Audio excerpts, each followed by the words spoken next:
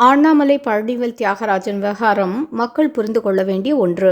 பாஜக மாநில தலைவர் அண்ணாமலை அவர்கள் முன்னாள் நிதியமைச்சர் பழனிவேல் தியாகராஜன் மும்மொழி கொள்கை பற்றி பதில் சொல்லாமல் சுற்றி வளைத்து பேசியதை பற்றி ஒரு வீடியோவை பகிர்ந்திருந்தார். அதன் தொடர்ச்சியாக பழனிவேல் தியாகராஜன் அவர்கள் எக்ஸ் வலைத்தளத்தில் பதிலளிக்க அதற்கு அண்ணாமலை அவர்கள் காட்டமாக பதிலளித்திருந்தது நாம் பார்த்திருப்போம்.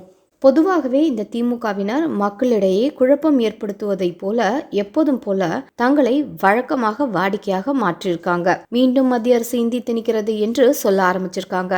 பழனிவேல் தியாகராஜன் அவர்கள் கூட தமிழகம் மும்மொழி கொள்கையை என்றுமே ஏற்றுக்கொள்ளாது என்றும் இருமொழி கொள்கை மட்டுமே தமிழ்நாட்டின் கொள்கையாக இருக்கும் என்றும் தெரிவித்திருந்தார். மூன்றாவது மொழியெல்லாம் ஏற்றுக்கொண்டால் அது ஹிந்தி திணிப்புக்கு வித்திடும் என்ற கருத்தையும் கூறியிருந்தார். இது தொடர்பாக அண்ணாமலை கொடுத்த பேட்டி மிகவும் முக்கியமானது.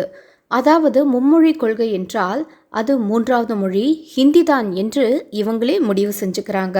ஓசூர் போன்ற பார்டர் ஏரியாவில் இருப்பவர்கள் தமிழ் ஆங்கிலம் கற்றுக்கொள்வதோடு தெலுங்கு அல்லது கன்னடத்தை மூன்றாவது மொழியாக கற்றுக்கொள்வாங்க. அதுபோலதான் கோவை பகுதியில் இருப்பவர்கள் மலையாளத்தை மூன்றாவது மொழியாக கற்றுக்கொள்ளும் வாய்ப்பு அதிகம். தமிழகம் எங்கும் பரவி இருக்கும் தெலுங்கு பேசும் மக்கள் தமிழ் ஆங்கிலத்தோடு தெலுங்கு மொழியை தேர்ந்தெடுப்பாங்க.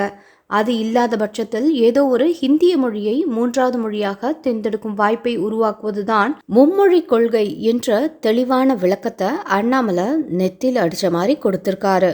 அண்ணாமலையின் இந்த பேச்சை தமிழகத்தின் மூலை முடுக்கெல்லாம் கொண்டு சேர்க்க வேண்டியது அவசியம். 70 ஆண்டுகால ஹிந்தி திணிப்பு என்ற போலி பிம்பத்தை கட்டமைத்து வரும் திமுகவின் சதியை இந்த வீடியோ ஒரே இரவில் முறியடித்துவிடும். காரணம், மக்களுக்கு புரிகிற வண்ணம் எளிமையாக உரையாடலாக அண்ணாமலை இதை விளக்குகிறார். இந்த திராவிட ஊடகங்கள் நிச்சயமாக அண்ணாமலையின் விளக்கத்தை மக்களிடையே கொண்டு சேர்க்க மாட்டாங்க. ஒரு பாஜக தொண்டனாக அண்ணாமலையோடு கரம் கோர்க்க வேண்டியது அவசியம்.